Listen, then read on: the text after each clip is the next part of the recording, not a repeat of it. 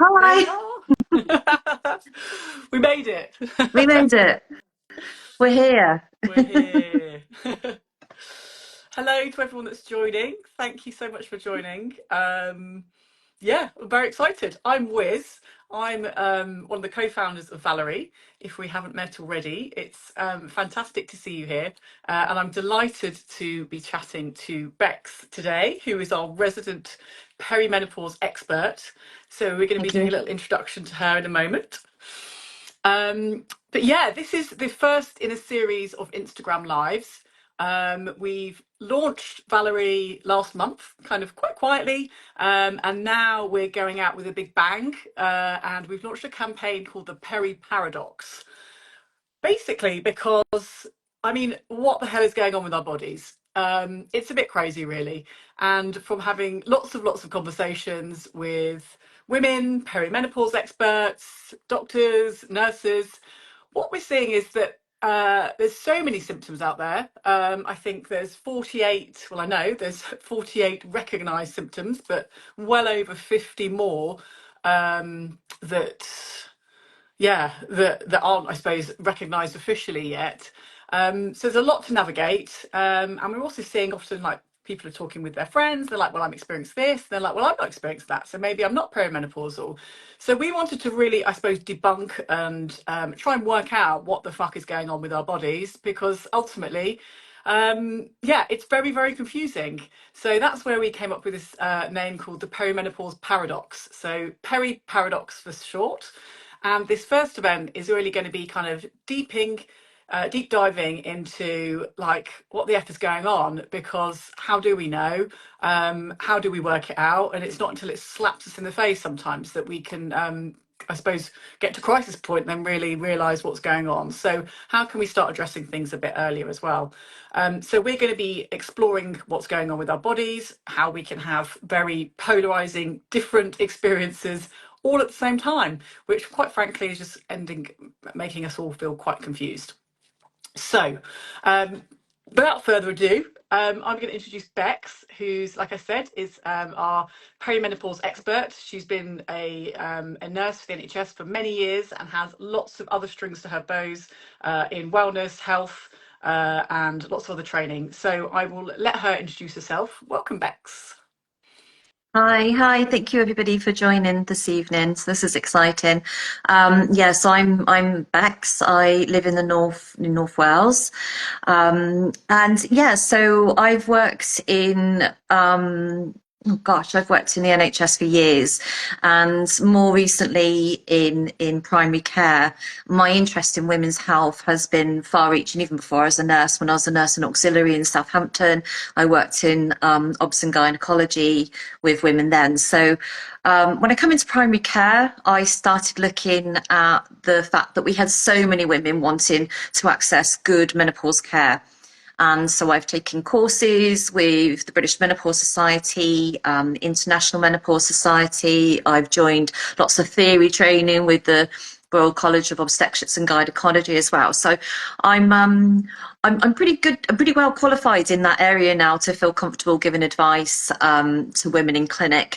But I also, like Wizz was saying, have qualifications in yoga, in mindfulness, in holistic therapies. I forget actually half the ones I've got. I'm just doing a course in lifestyle medicine, integrative health, and also about to start following up on a course in psychosexual therapy as well. So I've come to a point where in the NHS, I am really well placed to give a good sort of holistic consultation. But now, we've got these lucky women in North Wales, I'd say, that get access to me. But I'm sort of pivoting around a little bit and trying to get the word out there to people further afield. Exactly. And Nicola, hello online. Nice to see you. Impressive and a clap. So I couldn't say that better Hey. myself. Yeah, it's very impressive, all the experience you have. And yeah, and it isn't kind of a one size fits all. It's really looking at kind of everything that's happening kind of in a woman's life. And there's lots of different ways that you can approach it as well. Mm. Which is why I kind of love that wealth of experience you've got. And yes, everyone in North Wales is very lucky. And everyone in our WhatsApp community for Valerie is very lucky as well, because they get get access to you and are able to ask you kind of questions around the perimenopause as well. So Thank you. yeah, great to have you here. So let's start with the big sweaty elephant in the room. Mm, What the actual F is perimenopause? okay. So sometimes this does need explaining because when you start Googling, it can be incredibly overwhelming trying to find out what's going on. So perimenopause, we have premenopause, which is when we're having our regular periods, normally for most of us. But the perimenopause is the beginning of that sort of physical transition through to your period stopping and becoming, in whatever sense it is, like no more reproductive. And I say that very loosely. That's traditional because reproductive health looks different for very many women. But it's that sort of time of our life then where our sort of main hormones that are sort of driving reproductive cycles, that's your progesterone and your estrogen, are actually starting to change. And essentially, your estrogen is declining, but also while it's declining, it's doing some of this as well. And then you also have your progesterone, which is slowly declining. So it feels like a roller coaster. And if you were to sort of look at it on a graph, it looks like a roller coaster as well. So in the UK, sort of most women may start to experience symptoms around the age of sort of 45, 46, 47 maybe. Some women beforehand, and that can be for a variety of reasons. There's different, some people experience like a surgical or medical menopause, or have like sort of different sort of situations with their background and medical history that might put them in there something sort of a little bit earlier. But if we were looking at this very typically, sort of around the mid-40s, you might start to get some symptoms. And then they can carry on, and I'm sorry to say this, but they can carry on for maybe nearly 10 years at times. Some women are really lucky and they get them just for a couple of years, and some women don't experience it till later. But what's happening is that our body's sort of getting ready to stop its period. Sometimes our periods look sort of more irregular. But when we're sort of around in a typical age, they sort of say in the UK at the moment for menopause, and this is the cessation of periods, is around about 51, 52 years old. And I think what it's worth looking at is that your perimenopausal all the way through, and your menopause is actually just one day where you have looked back and gone, I haven't had a period for a year. And it's that year with abstinence of periods that actually then on that day 365 is your menopause. And then after then, your postmenopause. So your sort of perimenopause transition goes through your menopause, but you don't always know you're in it because of until you the 12 months later, if that makes sense. Yeah, absolutely. And that's also why we're kind of so passionate of Valerie as well, is really about focusing on perimenopause because there's so much confusion around it. Like with obviously a lot of people are now talking about menopause, which is amazing, but Mm, it can start happening about eight to 10 years beforehand yeah. and not even understanding what those symptoms might be. It's a Mm, lot to mm, navigate. mm, So I suppose for those of us who have gone down Dr. Google, which mhm. is probably never a good idea, but I think we all do it. We're faced with, I suppose, an overwhelming, crazy list of over 48 different ones. Can you just tell us why the Yeah, hell there's so many? yeah. Okay. So this comes back to the fact that we have estrogen in pretty much tits to toes in our body. Your estrogen is essentially made in your ovaries. It's also produced in your adrenal glands and some fat cells as well. But if we look and did a body scan actually of ourselves, it's everywhere. It's in our brains. It's in our bones. It's in our cardiovascular system. It's everywhere in our body. So for that reason, when the estrogen is declining or going up and down, we notice this lack of estrogen in different areas of our bodies. So, some of those symptoms are related very much to that. I think the severity and the variety of them is actually perhaps we can look at what we're predisposed to, sometimes even sort of this is sort of anecdotally, I think, more than anything, but quite often we follow what our mum was like sometimes, but we don't always know what mum was like.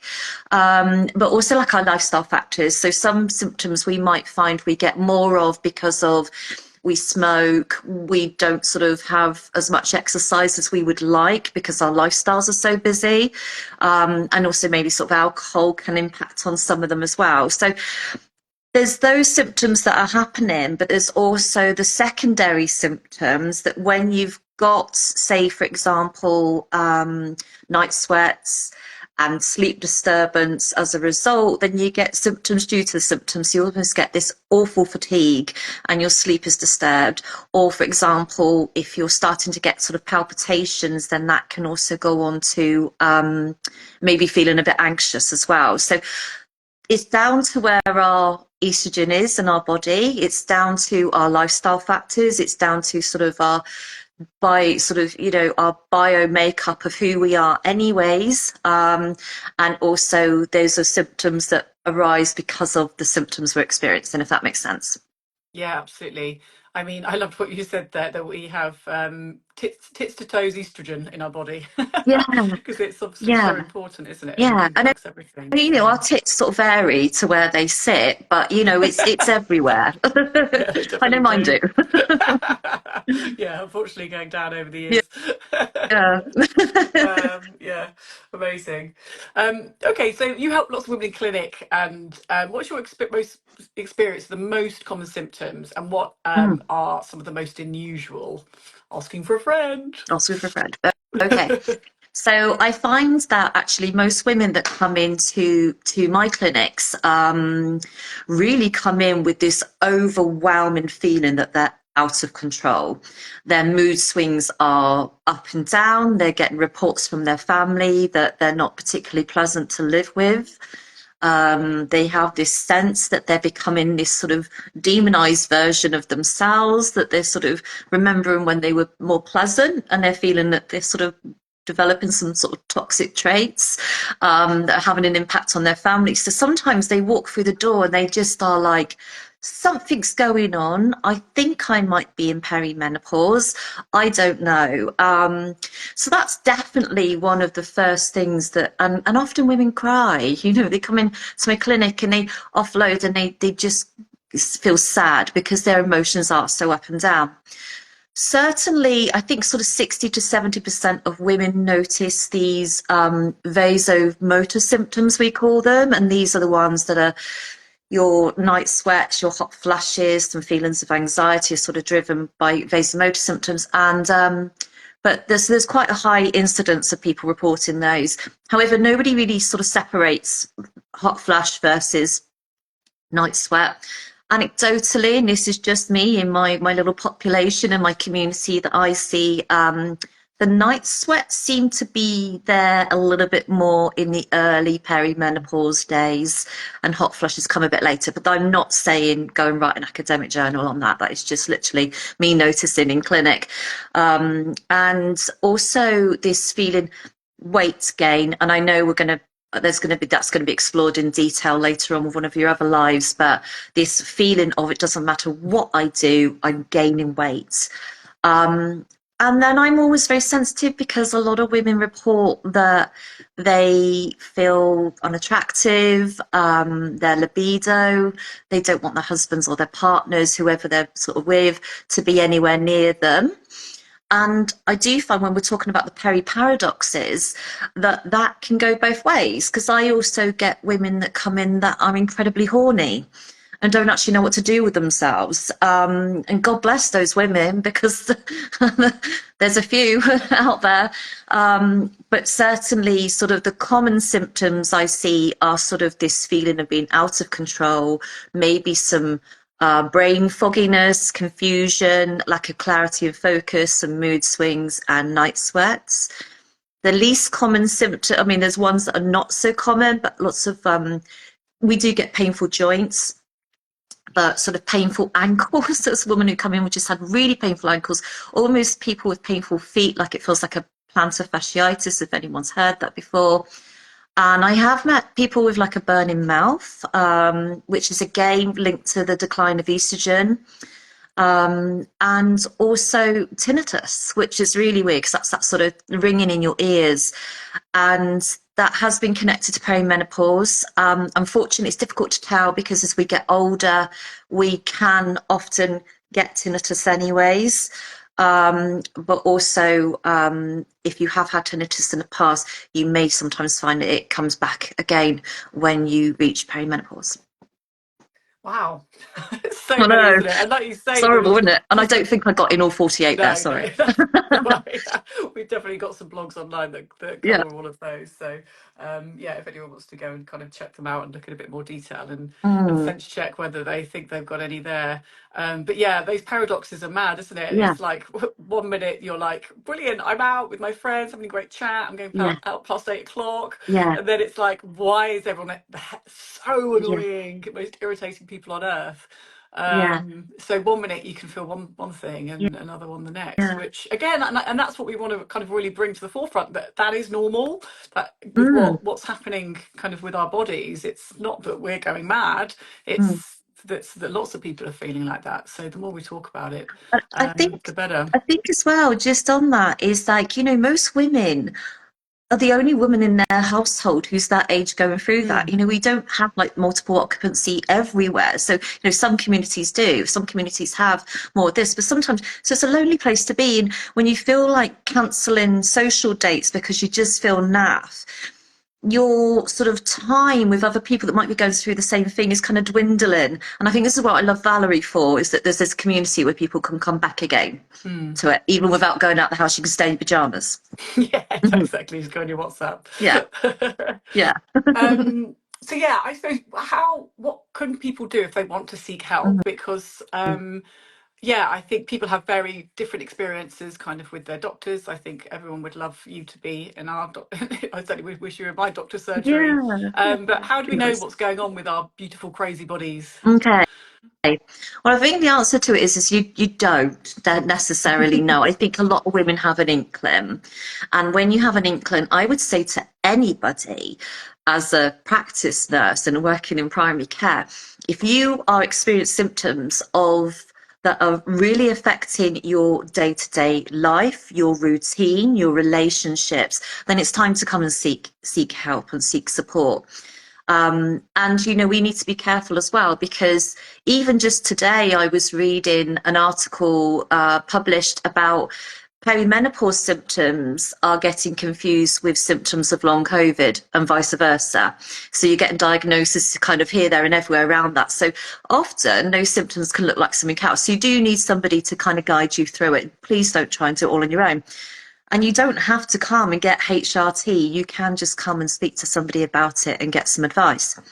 So my tips are really, and this is kind of like, your SOS guide to getting in with your doctors, is ring up and make an appointment. And when you do this, is ask if there's anybody in the practice or where you're going to.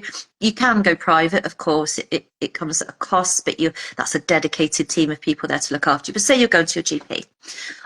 Is to ask if there's anyone who actually has a special interest in perimenopause and menopause. Is there anyone like me who's done training? Because the British Menopause Society, I think in cohorts with the Royal College of Obstetrics and Gynecology, have produced a vision of what they want, and that is to have somebody, a healthcare professional, a clinician in every practice who can actually help with this with particular training. So ask if you can see that person, because that's half the battle. The second thing is ask whether you can have an extended appointment, because you can't shoehorn this into 10 minutes. And so ask for at least 20 minutes, push for half an hour if you can. And thankfully I worked in a GP practice that was very open-minded and very good. And the partners there were like, because I was on a mission to get longer time for our initial consultations at least. So you want a longer appointment. And then it's a case of go prepared. So get right down what you're going through. There are sort of almost questions out there. I know Dr. Louise Newson on her Balance app, you can record your periods where they are, but you also can sort of almost fill in these questions and take it to your healthcare provider. Because when you get there, it can be overwhelming, because it's the first person you've possibly spoke to about this so openly. and women get upset and women forget what they wanted to say. So take that list with you. For goodness sake, don't forget it, because that's, remind yourself to put it in your bag and take it with you. And I think then it's about just having that experience of recognizing, are you in perimenopause? If you're over 45 years old, they don't tend to go with a blood test anymore. That's the nice guidance out there. If you're below 45, you might be subject to a blood test. But, say, for example, you might still have an investigation to see if maybe your iron levels are low and that, or your B12 is low. So you might still experience some of those. So, I think this is it, is about establishing that relationship with your healthcare provider. And also review. I would say this, you can be reviewed, and you should be, if you are started on some HRT, you should be, by standards, reviewed after 3 months and then 12 monthly. But just, even if you don't start HRT, go back. If you need to go back, because it does take, on average, and I did see this somewhere, about 7 visits to the GP before most women are given that perimenopause diagnosis, which is really sad, because we know we're pushed to resources anyway. So so get review it. And I always say, like, HRT is a bit like your contraceptive pill and condoms. There's not one size that fits all. Sometimes we need to tweak these things. Yeah, that's great advice. So the £1,000,000 question is, will we ever feel human again? And will we ever have our shit together again? Okay, so I think with regards to feeling human,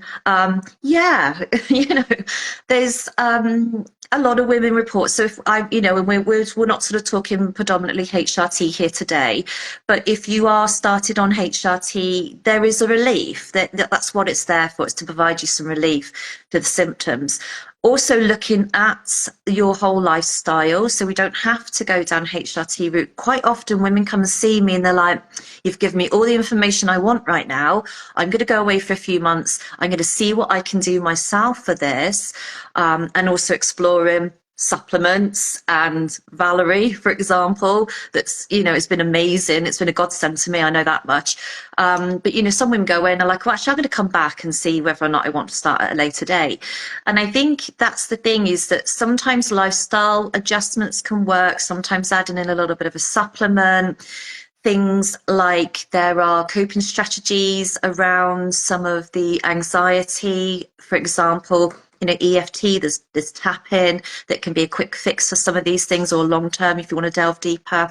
You can also speak to somebody around, like, your sort of psychosexual health as well, cutting out alcohol, looking at what we're eating. I'm not big on going for a diet, but I just think, have a little look if there's anything you're particularly enjoying too much that maybe you think is not sitting with you, because all of our gut responds a little bit differently to things as well. But the good news is, yes, we will feel normal.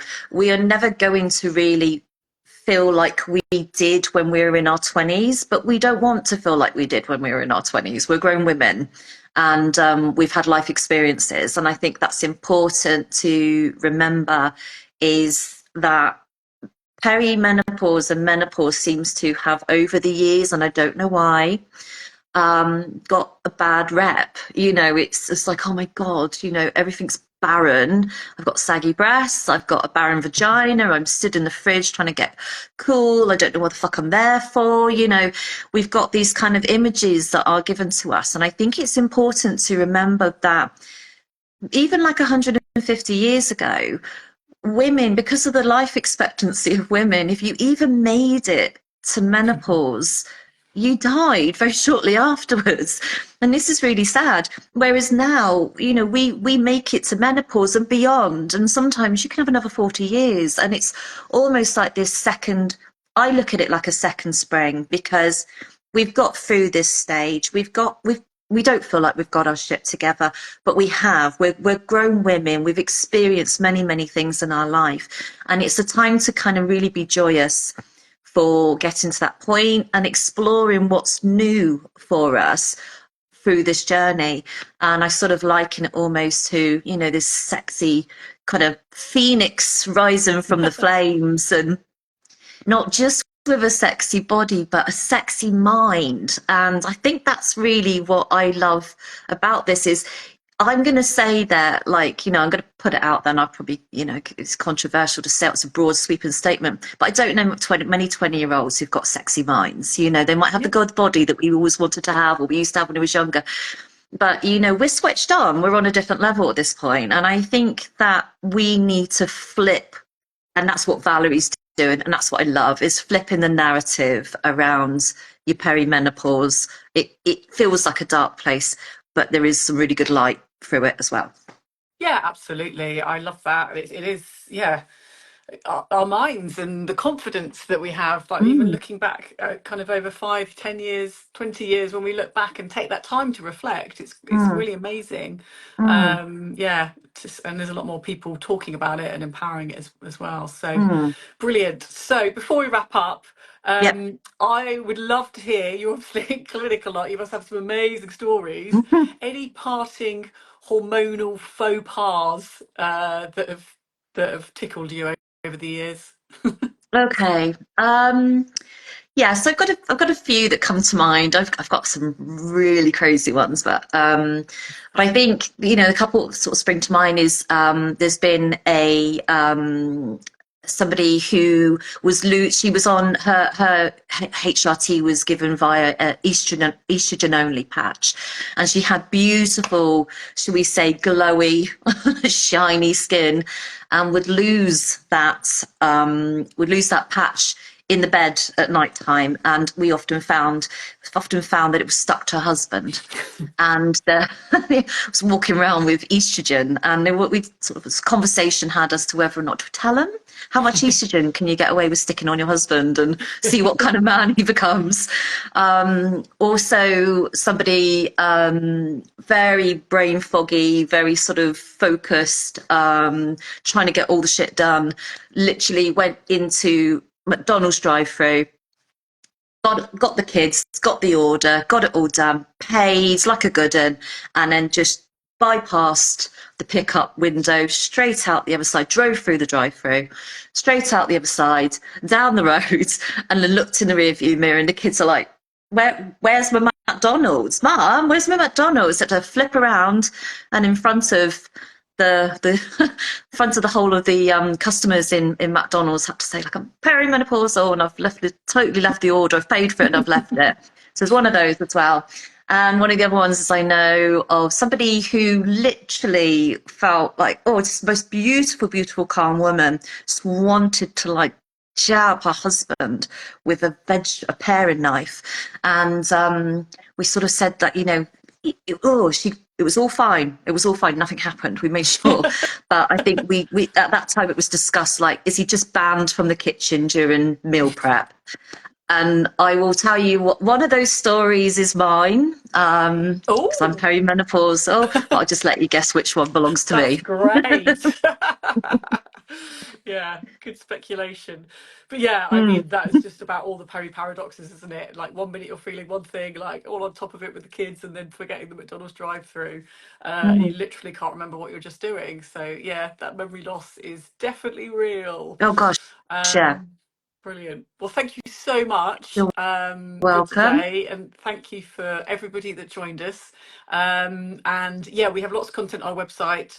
We have a number of different blogs by different doctors on there. So if you want to check out Mm, what symptoms to be looking out for, and also if you want, there's definitely a guide on there as well about, obviously Beck's talked about what to do if you're making an appointment and how to prepare to go and see yeah, someone at your GP mm, practice. And mm. there's a blog on there by Dr. Lindsay Leach, who also outlines that as well. So it's written down for you. Or you can obviously watch this as well. We will be saving this down onto our Instagram feed. Oh, goody. So yeah. Anyway, thank you for joining for our Instagram Live. Keep your eyes peeled for our Wild Woman newsletter. Hopefully you all got it the Mm, other day, which has got lots of juicy information about perimenopause, tips, lols, some great funny things in there as well.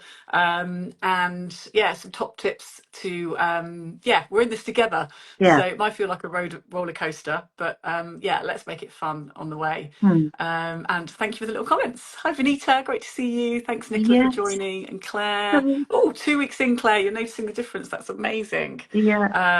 Yeah, we've had some Oh, really quick transitions from some people actually after a couple of weeks. So Oh, well, I was um, one of them, I have to yeah, say.